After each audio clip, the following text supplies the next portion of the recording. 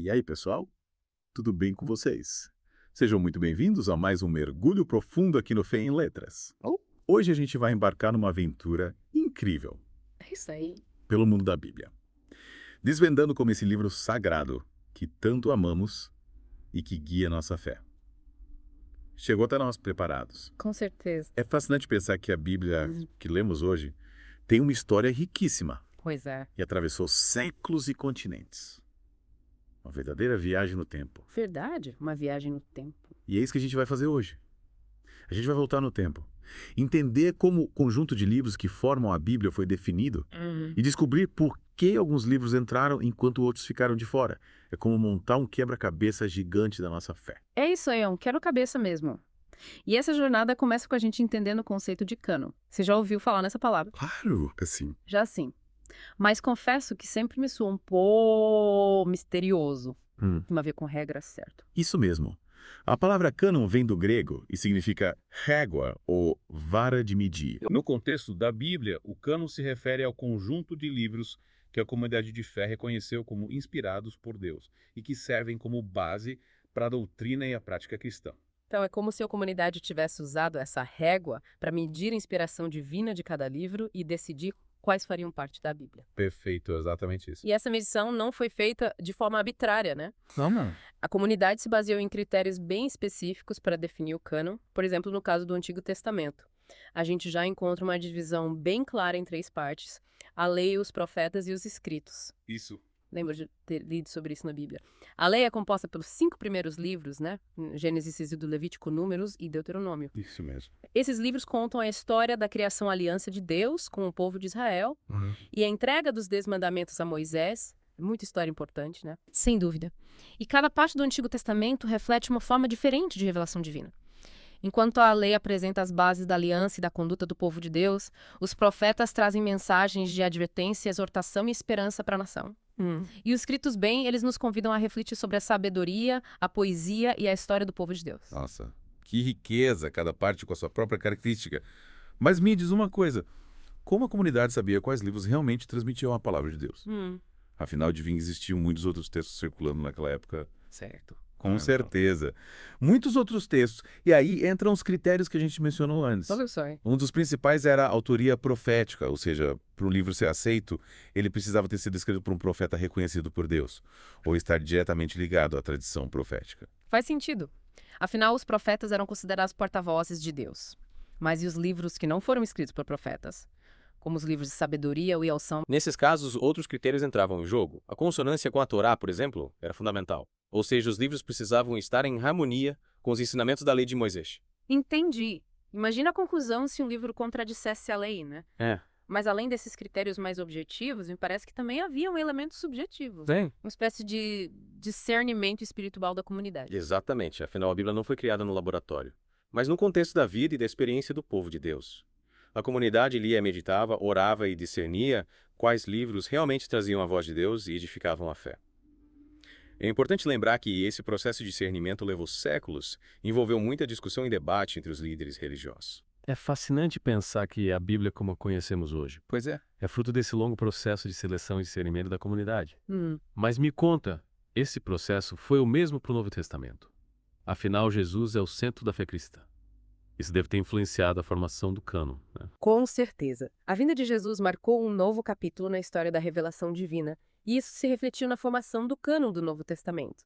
Um dos critérios principais para a inclusão de um livro era a sua ligação com os apóstolos. Os apóstolos, aqueles que conviveram com Jesus, testemunharam seus milagres e ouviram seus ensinamentos. Sim. Faz todo sentido. Eles eram as testemunhas oculares da vida de Jesus e os responsáveis por espalhar sua mensagem. Isso mesmo. Os evangelhos, por exemplo, foram escritos por apóstolos ou por pessoas muito próximas a eles. As cartas de Paulo trazem os ensinamentos do apóstolo para as primeiras comunidades cristãs e o livro de Atos dos Apóstolos narra a expansão do cristianismo após a ascensão de Jesus. Então, os livros do Novo Testamento nos conectam diretamente com a vida e os ensinamentos de Jesus e dos seus primeiros seguidores. É como se tivéssemos um contato direto com a fonte, né? Exatamente.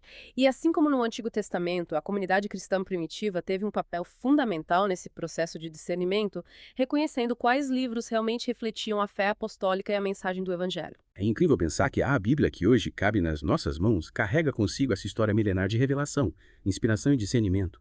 É uma verdadeira herança de fé que recebemos de nossos ancestrais. Verdade, uma herança preciosa. E essa história continua.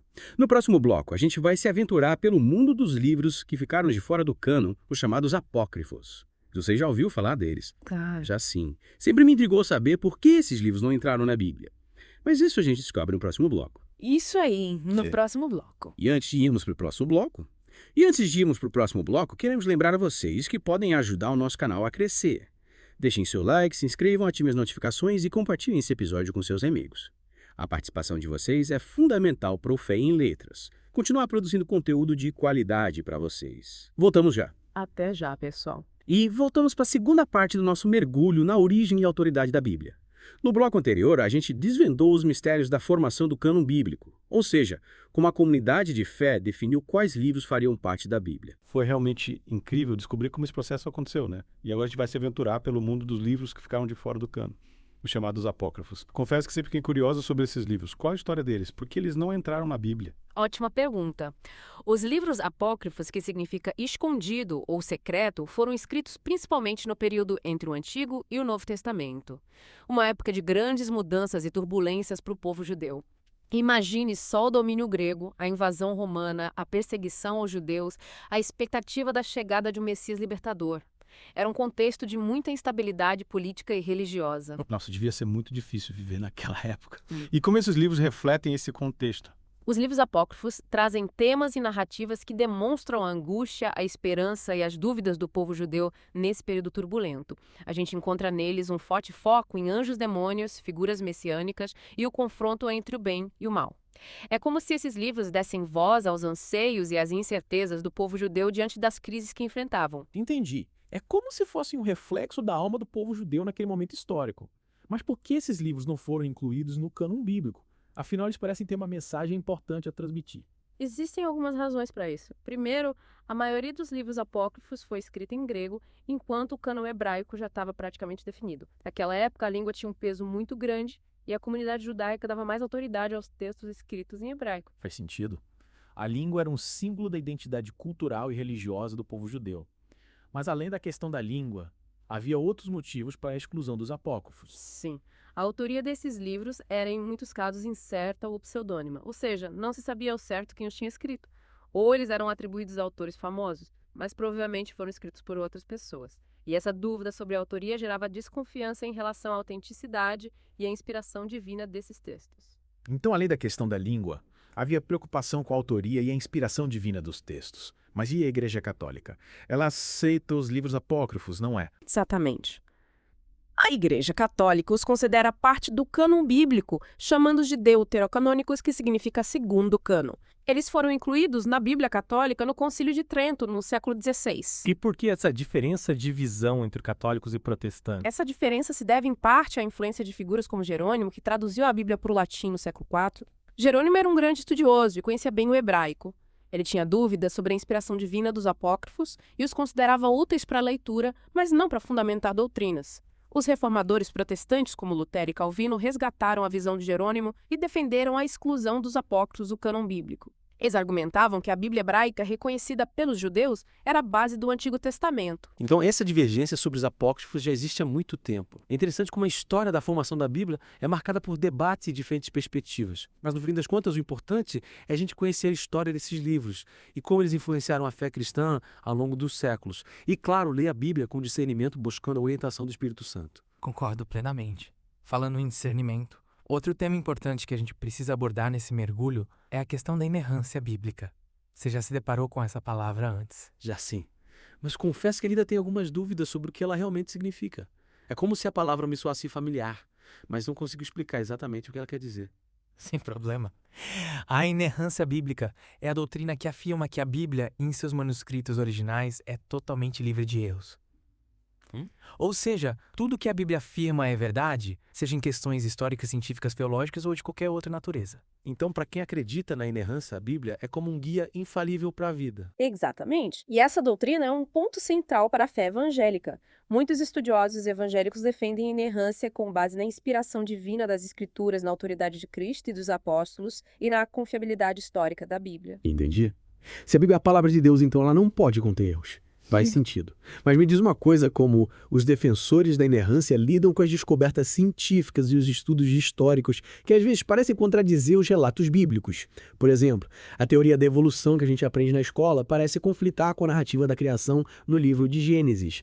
E alguns relatos históricos da Bíblia são questionados por historiadores. Isso não gera um conflito. Sem dúvida, as descobertas científicas e os estudos históricos levantam questionamentos importantes sobre a inerrância bíblica.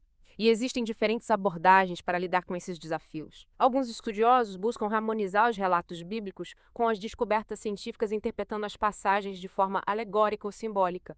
Eles argumentam que a Bíblia usa linguagem figurada para transmitir verdades espirituais e que não devemos interpretá-la literalmente em todos os seus detalhes. Então, para esses estudiosos, a Bíblia não se propõe ser um livro de ciência, mas sim um livro de revelação divina que se concentra na relação entre Deus e a humanidade. Exatamente.